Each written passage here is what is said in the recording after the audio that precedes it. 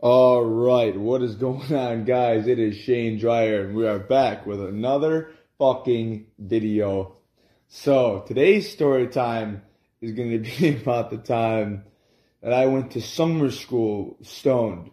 So, I actually lied in one of the previous videos when I said I've only gone to school stoned or inebriated 3 times total, but that was actually a lie. I mean, technically, I could have organized it a different way. I mean, I've only been to high school inebriated 3 times, but this was summer school when I was in elementary school. My first year of going to Leroy, okay? And I remember because that was at the peak of my beginner stoner, like, because I've had many, let's just call it, I guess, I don't even know if this is the right word or not, regressions, or I regressed back to smoking. But this is like the first time where I actually hit a peak. You know what I'm saying? And I actually quit not too long after this because it was summer school, and it was right at the end of my summer school time. It was like towards the end of August. I remember it. And for that whole month, I just been soaking up that summer, bro. I was the most laziest, fucking worthless pothead at that time, yo. I was so fucking worthless right then and there. And I don't know what was going through my mind, but I wanted to go to school stoned. And, you know, it's crazy because I can see these rappers, you know, like fucking Trippie Redd and Snoop Dogg, who can smoke weed all day, every day, and function in their normal lives. For me, I prefer to go into like public and the things that I need to get done sober. And I'm not trying to sound like a pussy. It's just who I am. You know, I'm very unpresentable when I'm high. I'm extremely goofy and a little bit too much attitude, you know. So yeah, I prefer to just hang out with friends or play video games when I get stoned. But anyways, that's really taking away from the story, really taking away from it. Let's get back on track. So again, I don't know what was going through my mind, but I decided to smoke. And this was at 7 o'clock. And the bus comes at 7:11, or around then. I had to be out there by like 7:10, but it usually came around 7:11. I know I'm a fucking nerd. I overanalyze everything. You know, I even have like times and shit memorized. But anyways, my cousin Indigo, because at the time it was me and her who were smoking together, because we would both match all the time with our weed and shit. And we would smoke in the pig barn, and we had smoked. And I don't know, usually she would tell me not to do bad things, but this time around, she fed right into it. And she actually gave me the eye drops, and I put the eye drops in my eyes. And I was trying to get the second eye drop in my eye, and I saw the bus coming, and I was like, fuck. Because see, where our house is, the bus route, there's a street down the road, and you can actually see it pop out before it makes a right onto our street. And so I saw the bus, and I was like, God fucking damn it. And I rushed, I got that eye drop in my eye, ran outside, and I mean, everybody knew that I was stoned. Like, everybody was smiling at me. And this was in 6th grade. I mean, I don't even think these kids knew I was high. They just knew something was up, or maybe they just thought I was having a bad day or anxiety. But no, in reality, I was stoned as fuck. And honestly, you know what? I'm sorry that I rambled so much during the story, but that was mainly filler because not a lot happened, but I still remember this vividly because I didn't get caught again at this time. But man, dude, that shit was fucking trippy, yo. I just somehow made it through the day without fucking up. And yeah, that's basically that. I mean, the only time I really want to be stoned when I'm doing anything in public is either when I'm on stage, or, you know, obviously if I'm like high, you know, and hanging out with friends, you know, like they go into restaurants and shit. But I prefer not to like do professional things when I'm high. Like, it really amazes me how like these rappers can smoke all day and still like not fucking get lazy and fuck shit up. You know, it's amazing. You know, kudos to you guys for, I mean, first of all, kudos to you guys for having to smoke that much from that stress, to be honest. You know, I mean, I guarantee when I go on stage, I'm gonna have to drink. You know, Alcoholica. That's why Metallica was called Alcoholica. They would, but that's the only way. I mean, I've heard a lot of rock stars and just famous people say that they need to be inebriated when they go on stage, or it's because we're only human, yo. only so much stress you can take, and when there's so many people, you can't slip up. It's hard not to slip up. But yeah, that's basically all there is to this story. It's a very, very, very short one, and in fact, I might even paste this into another video and make it like a 2 or a 3-in-1, just because some of these stories can be a little short, and I'd like to have a lot of entertainment in one video, if that makes any sense. So, but yeah, that's the end of this story. So, yeah. Yeah, and I decided I was going to add more to that story. There's actually going to be another part after this, but yeah, we're going to be talking about my best friend Kieth and the times that he flipped many things, okay? Actually, there's 3 separate times. The first time was in 6th grade. I remember it was Mrs. Whiteside's class. And he came in, I mean, his face was beet red. I could see the devil in this kid's fucking eyes. And he came in and sat down. He was grunting and shit. I had his fists clenched, all that. And I look over and I'm like, yo, are you okay? Not even after that sentence. The desk is flying through the air. And I mean, this kid, like, he stood up and flipped it, like, simultaneously. It was almost like a cool movie scene, yo. And the desk did like a sideways twirl and just hit the ground. It was fucking funny. Speaking of Mrs. Whiteside's class, I remember when we used to crush up Smarties and snort them.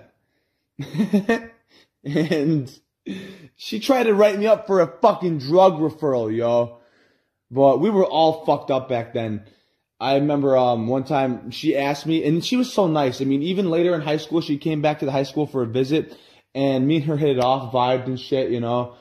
That wasn't all that bad, but this one time I lost my temper on her, and she fucking told me to go back and add a period to the end of my sentence, and I fucking like scribbled it in and shit, and it was like a giant period, and I gave it back to her, and she goes, "You don't have to get mad at me," and I actually felt bad when she said that, because she was just, you know, trying to do her job. I get it. And in 7th grade, Keith flipped a desk in Mrs. DeFrancisco's room, the fucking English teacher. And speaking of her room, we used to spit in the tray, the CD tray for the fucking computer. And a week later, we'd look at it and it'd still be there. I don't know why we found amusement in that, but we fucking did find amusement in it. And the other time, actually, I wasn't in the class with him this time, but I had fucking asked him the other day. I was like, yo, have you flipped anything else? Because I want to add more to the story, not just 2 flipping incidents. And he was like, oh, yeah, I flipped a stool in Kazmierzak's room. And yeah, he flipped a fucking stool in Mr. K's room, Mr. K's science, fucking 7th grade. Like, we were crazy, crazy, crazy kids back then. And I'm still crazy, but I'm trying to get a job. I'm trying to fix these bad behaviors. You know, I don't want to have a reputation of being scary, you know. Even though if you piss me off, I can be pretty scary. Like, there's this dude, his name's John. In fact, I'm going to call him by his full name, John Gorton. He's a fucking scumbag. He used to make fun of and pick on all the honor students and shit, and everybody, yo. He would try and fight everyone, you know, and I hate this motherfucker.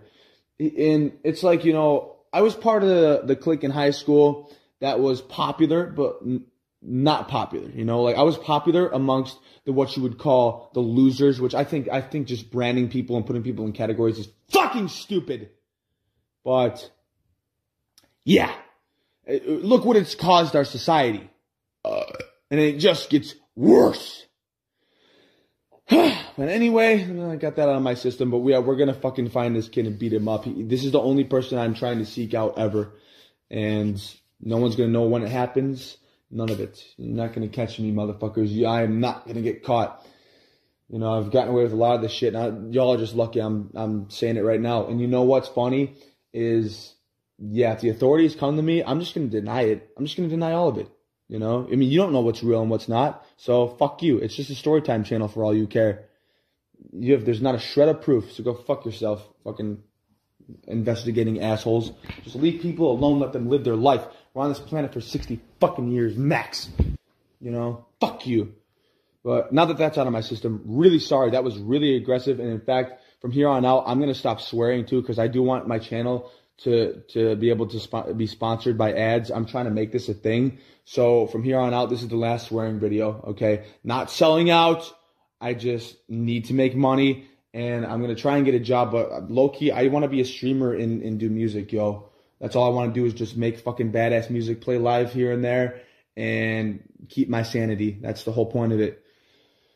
But anyways, part 3 is coming right now. All right, and then this is going to be part 3 to this video. And actually, the reason why I'm doing part 3 is because when I brainstorm my stories, I write them down on a pad because I'll forget them later. And these 8 stories I have are kind of short ones, so I want to split them between 3 different videos. So that's what's happening there. But this story is going to be about the time that I put whiteout on a student's locker. And if you don't know what whiteout is, it's what you use when you write with pen. You can paint over the pen and it dries, and then you can write over it again. So it's basically like an eraser for a pen, which they also have pens that have erasers on them too, and it's pretty rad how they can create something that can erase ink. It's pretty fucking cool. But anyways, let's get into the story. So you remember Jay from the Slit the Throat story, and there's gonna be more stories that involve him for sure, because me and this kid, he's a redneck hillbilly, and he goes fucking crazy. We all used to go crazy, and this story's fucking nuts.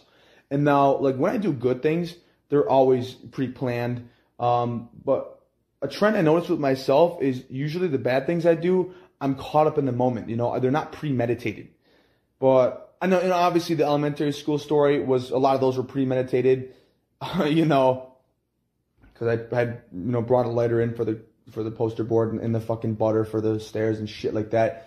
And now that I mentioned that into that much detail, I'm just gonna have a link in the description. You can watch the bad things, the diabolical almost things I used to do in fucking elementary school.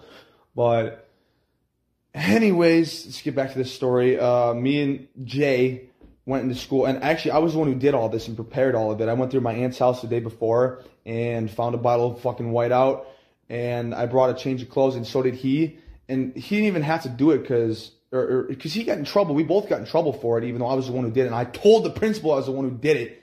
Because I'm not fake like that. I don't bring other people down with me. If the shit goes down and I'm the only one who gets caught, I'm not speaking. I don't flap my trap, just because I'm a little nervous. Because everybody gets nervous around cops, but it doesn't mean you fucking snitch, And anyways, we had asked to use the bathroom. And so we went to the bathroom, changed very quickly, went to our lockers, put our change of clothes back in our lockers. And, mind you, all of this was caught on camera. So that's why we actually tried denying it at first, and they brought us down to the office. But yeah, this other girl, let's just call her K, because I'm going to use first letters. Don't know why. Feel like doing it. And we went and put the whiteout on her locker. And what do you know? And what's crazy is the reason why we even got caught in the first place is because we didn't change our clothes the second we did it. Because we had asked to use the bathroom, and the changing the clothes the first time and doing the whiteout was already 3 minutes, and that's already sus. So we decided to just go back to class and change during the bell when there was the in-between period. But what's crazy is we got called down pretty quickly, which means she must have gone to her locker not long after we did that, because we got called down fast, yo. And they walked us down to the locker, asked us if we had done it, which was pretty weird because they should have just showed us the footage right then and there. Then when we denied it, they brought us back to the fucking office, showed us the footage, and we had to fucking admit it.